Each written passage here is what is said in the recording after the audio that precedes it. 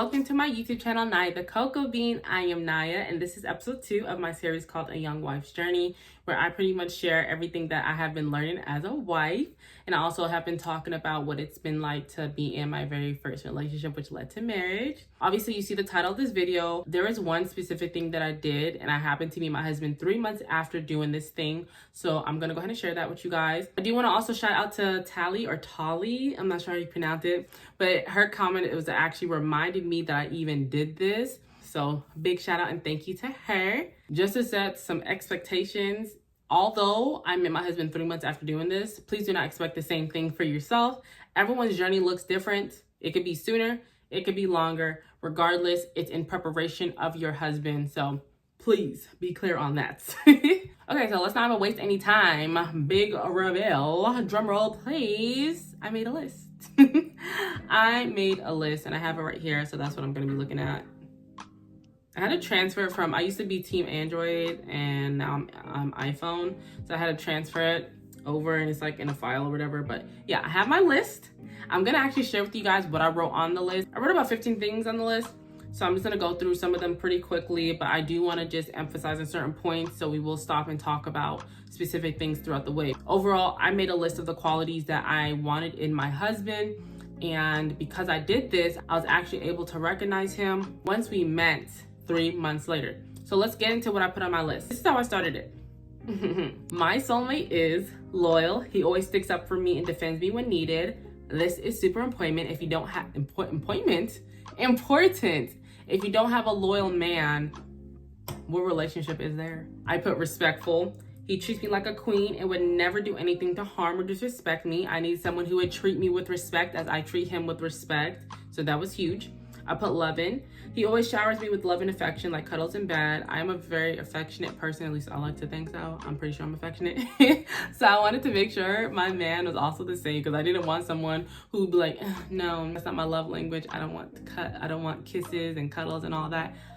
I need affection. So I needed someone who was loving and who could show that. I put independent. He knows exactly what he wants in life and is able to do things on his own. When me and my husband met, he didn't actually know exactly what he wanted to do in life, but he did have a general idea of the vision that he had for his life. So obviously it doesn't have to be to the T perfect.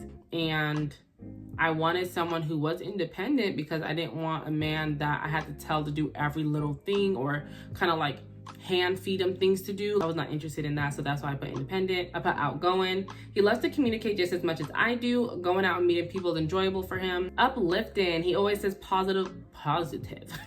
He always says positive, helpful things to me. He helps uplift. Can I talk, y'all? He helps uplift me while I do the same for him. It is so important to have someone who can uplift you, especially when you're going through hard seasons, hard times, when you don't have encouraging words for yourself.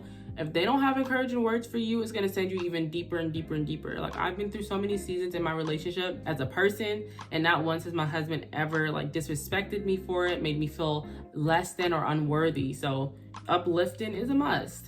Reliable. He gets things done when they need to be done. I can rely on him and trust him. I put masculine. He puts off a very masculine vibe that makes me feel comfortable. I love his scent. Now, if you notice so far on my list, I haven't really mentioned any physical qualities, and we're going to talk about that after I get through the whole list. But I put masculine just because I wanted a man who felt like a man. I didn't want a man who, had like a softer energy. I wanted a man who had like a man energy, if that makes sense. I don't know if that makes sense.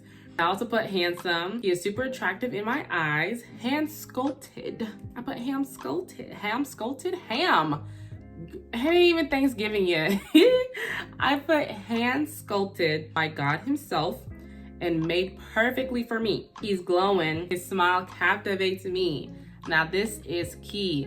Whenever you are putting your physical traits, try not to get into the specifics of like the hair color, the eye color, because honestly, you don't know unless the Lord revealed them to you. But I didn't know what he looked like, so I didn't want to put myself in a box and potentially miss him or overlook him because I'm looking for a specific cookie cutter image that I had put in my mind. So that's why I was pretty much vague with the physical descriptions, but I was very much intentional with how he looked to me, like handsome, super attractive, glowing, smile that captivates me. Look, use those description words. Use those deep description words. Okay, then I put motorcycle. He has many beautiful motorcycles.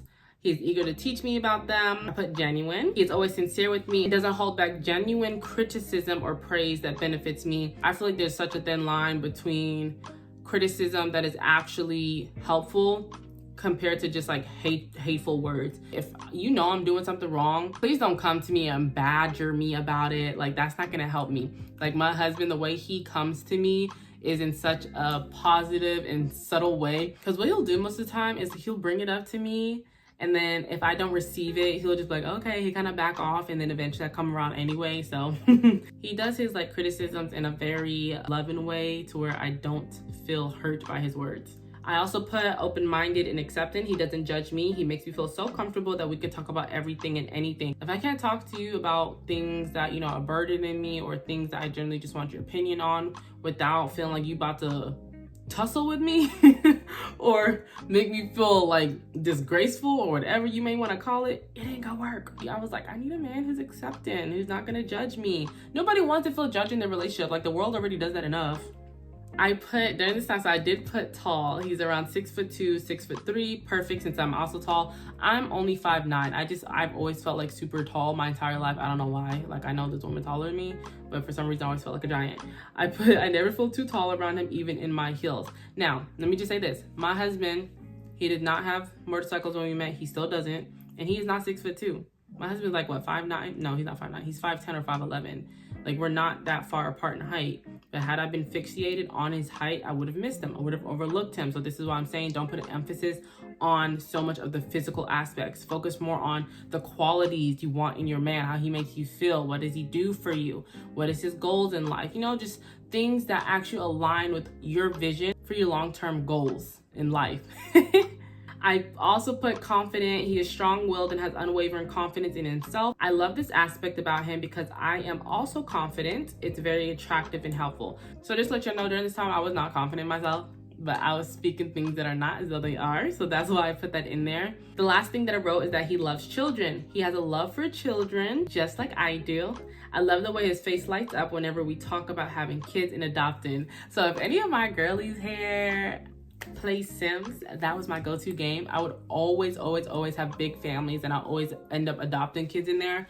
I don't know why, I just loved it. So when I wrote this list, I had that in mind. I was like, I want a man who loves children, because if he doesn't love children, then he's not going to want to give me a lot of babies. We're not going to get along in that aspect. And that's something that's so important to me, because I love children. I love babies. I work with babies right now. Like, they're amazing. They're such little bright lights. So I needed a man who would also enjoy having children.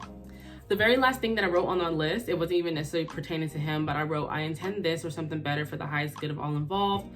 Thank you, God, for bringing us together perfectly. Now, mind you guys, when I did make this list, I was in New Age. So I was actually thinking I was manifesting my husband. Even though I put, thank you, God, for bringing us together perfectly, I don't know how much I was actually relying on God to get it done, but God is faithful.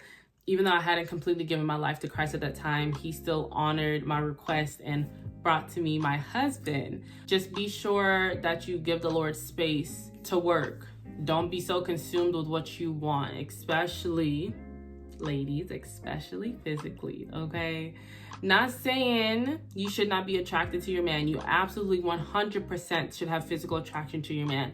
But don't make your list out a 6'2" football player who makes $10 million a year, or he's blonde hair,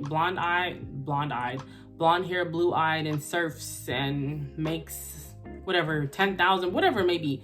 Don't be so consumed about the image you have of the husband that you desire that you overlook your husband that the Lord sends to you, because he may not look like what you expected. My husband didn't look like what I expected, but I love him. I am super attracted to my husband, and I didn't put the qualities of what he looked like. I just put that he was handsome, that he was attractive in my eyes. So I just would recommend you steer in that direction, just to avoid putting yourself in a situation where you're looking for one specific thing that you've built in your mind, and you overlook the man that God has for you, who will take care of you, who will love you, and who will build a kingdom with you. So just keep that in mind. And I will say, along with this list, I was actually reading it almost every day. I began to put myself in the mindset of what it would feel like to have a man with the qualities that I listed.